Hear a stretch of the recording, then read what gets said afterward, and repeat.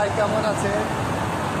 আমরা এখন অবস্থান করছি ব্যাংকক দি রয়্যাল কম্বোডিয়া এম্বাসির সামনে।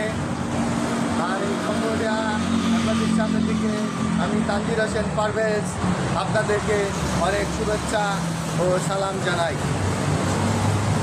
কম্বোডিয়া এম্বাসি থেকে আসতে আমি আপনাদের জানিয়ে দেবো কীভাবে খুবই কম খরচে আপনি ভিসা করতে পারেন এবং কম্বোডিয়া বেড়াতে পারেন। আমরা সেই কম খরচেরই একটা ট্রাভেল নিয়ে আমরা দুই ভাই বাংলাদেশ থেকে থাইল্যান্ড আসছি।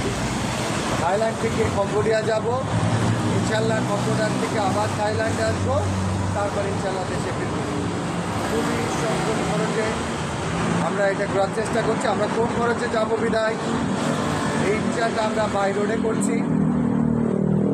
ইনশাল্লাহ এই বেড়ানোর শেষে আমি আপনাদের কত কী খরচ হয়, কীভাবে স্বল্প খরচে আপনি থাইল্যান্ড এবং কীভাবে স্বল্প খরচে আপনি কম্বোডিয়া ভ্রমণ করবেন, কীভাবে মাত্র 10 দিনের 3টা দেশ ভ্রমণ করবেন, আমি এগুলো ডিটেলস আপনাদের ইনশাআল্লাহ